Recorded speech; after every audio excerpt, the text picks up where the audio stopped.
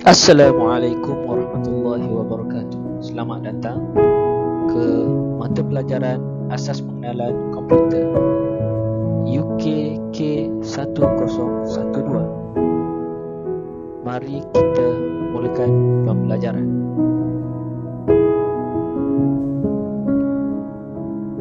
Tajuk video: Pengenalan Teknologi Maklumat. Saya Muhammad Amar bin Zamzuri, nombor metrik 21010-827, sebagai penerang kepada anda. Terima kasih kepada Dr. Ni'ati Nazrin bin Muhammad Adib sebagai pembimbing kepada saya dalam menyiapkan video ini. Baik, mari kita mulakan pembelajaran kita. Apa itu teknologi maklumat? Teknologi maklumat atau Information Technology atau IT dan teknologi maklumat dan komunikasi, Information and Communication Technology atau ICT, merupakan teknologi yang diperlukan untuk pemprosesan data. Baik, kita masuk kepada pengenalan. Yang pertama, teknologi maklumat dan komunikasi atau ringkasnya dipanggil ICT adalah penggunaan komputer dan perisian aplikasi untuk memproses data dan menyimpan, mencapai dan menghantar maklumat. Yang kedua, disifatkan sebagai satu bentuk mudah cara yang membolehkan pengaliran maklumat menjadi sangat pantas.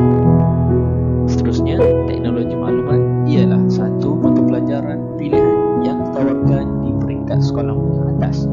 Ia bertujuan untuk memberi pendedahan tentang pengetahuan dan kemahiran teknologi maklumat. Jadi, boleh kita rumuskan ICT itu dengan tiga perkara. Yang pertama, ICT adalah data yang tersusun. Yang kedua, proses saling menerima dan saling menghantar maklumat. Seterusnya, ia memenuhi keperluan manusia. Kita lanjutkan pelajaran kita yang seterusnya, iaitu fungsi teknologi maklumat dan komunikasi. Apa itu fungsi-fungsinya? Yang pertama, fungsinya adalah untuk penghantaran dan pengkongsian maklumat. Yang kedua, penggunaan komputer untuk memproses maklumat. Ketiga, untuk memudahkan komunikasi capaian maklumat.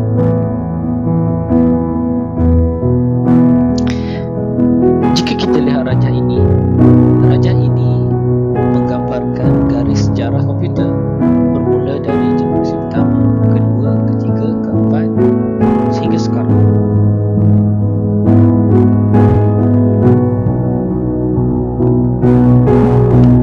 Baik, kita masuk kepada garis masa ataupun garis sejarah generasi pertama.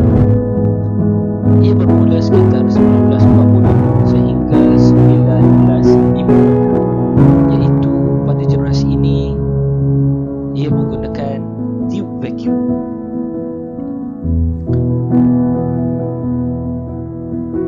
Komputer generasi pertama dibangunkan dengan menggunakan tube vacuum. Ia adalah sejenis peralatan yang diperbuat daripada kaca dan beroperasi sebagai komponen penyimpanan dan pemprosesan data. Masalah yang dihadapi komputer generasi ini ialah ia menghasilkan haba dalam kuantiti yang banyak dan boleh merosakkan komputer itu sendiri. Malah, tube vacuum ini sendiri mudah terbakar. Pada tahun 1946, komputer elektronik di dunia yang pertama ialah ENIAC. Baik, komputer ENIAC ini mempunyai timbangan sehingga 3 ton, iaitu mempunyai 18 ribu tube vacuum, memenuhi ruang 30 sehingga 5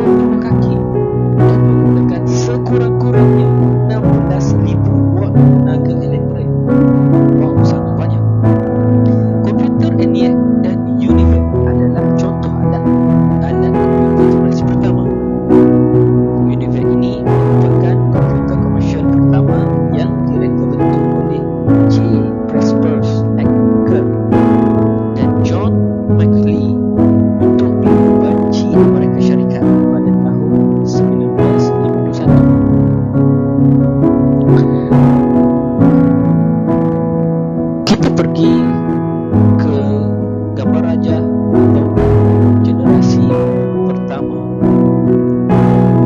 Ini adalah gambar-gambar komputer-komputer yang berada pada generasi pertama.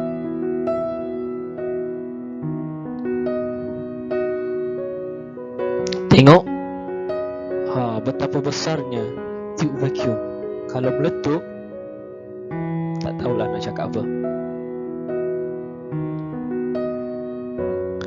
Kita terus kepada generasi kedua. Sekitar 1956 ia bermula sehingga 1963, iaitu penggunaan transistor. Transistor mula digunakan menggantikan tube vacuum dalam sistem komputer. Transistor ialah peralatan bersaiz kecil yang memindahkan signal elektronik melalui perintah atau dikenali sebagai resistor. Satu transistor berfungsi menyamai 40 tube vacuum. Pada penggunaan transistor terdapat beberapa kelebihan. Ia tidak menghasilkan haba dengan kuantiti yang banyak dan kurang menggunakan tenaga elektrik berbanding tube vacuum. Ia lebih pantas dan murah dan kecil berbanding tube vacuum, menjadikan komputer pada generasi ini lebih pantas, kecil dan lebih dipercayai.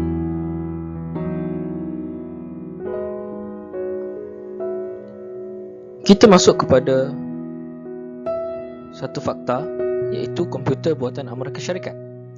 Komputer IBM 7090 buatan Amerika Syarikat merupakan salah satu komputer komersial yang memanfaatkan transistor yang popular.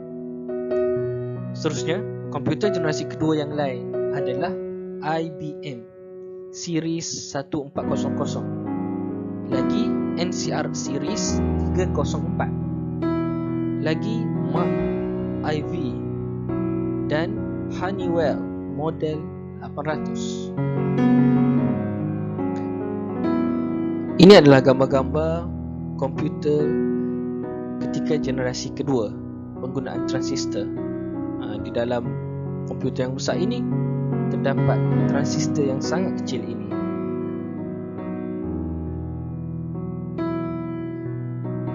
Kita teruskan pelajaran kita memasuki generasi ketiga.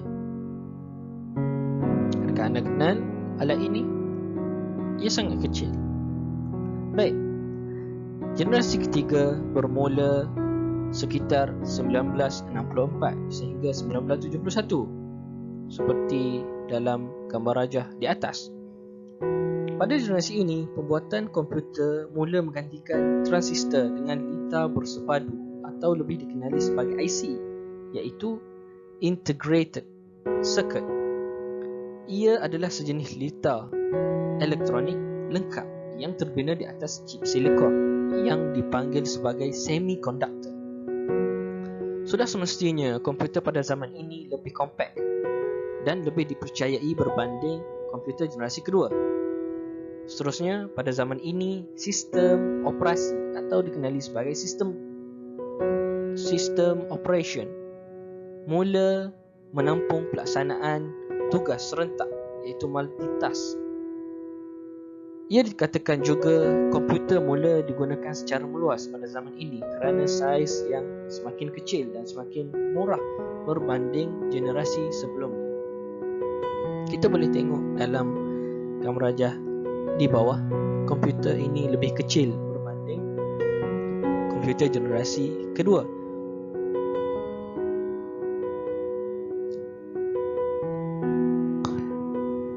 Generasi keempat, penggunaan mikropemproses pada sekitar 1970 sehingga sekarang.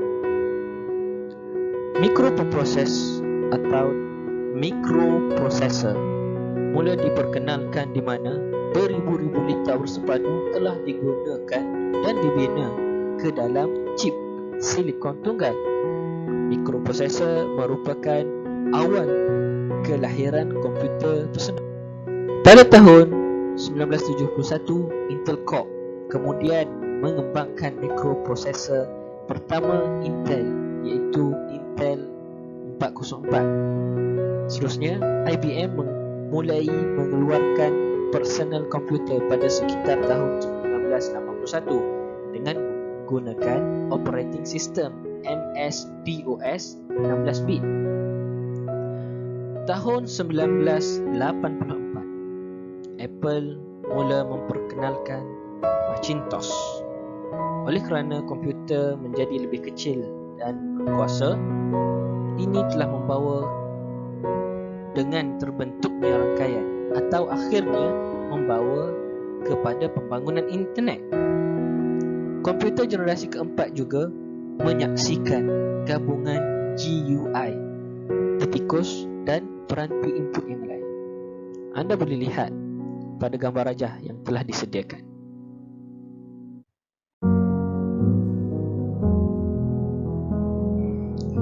Kita terus kepada generasi kelima. Sekarang dan sehingga akan datang, iaitu kecerdasan buatan AI. Apa itu AI? Kita rungkai. Komputer ini juga mempunyai kepandaian tersendiri, mengesan keadaan sekeliling melalui penglihatan dan bijak dalam mengambil sesuatu keputusan dan bebas daripada kawalan manusia. Sifat ini disebut sebagai AI. Apa itu AI? AI adalah Artificial Intelligence. Ia telah menjadi bahagian yang penting dalam industri teknologi dan banyak menyelesaikan masalah yang paling sukar dalam saiz komputer. Saya ringkaskan pada generasi kelima ini sekarang dan akan datang, iaitu terbahagi kepada 3. Teknologi kecerdasan buatan AI. Seterusnya, reka bentuk komputer lebih kompleks. Komputer lebih canggih dan mempunyai kepandaian tertentu. Ini adalah gambar rajah komputer dan dikawal oleh AI. Betapa hebatnya ciptaan manusia membangun dalam teknologi.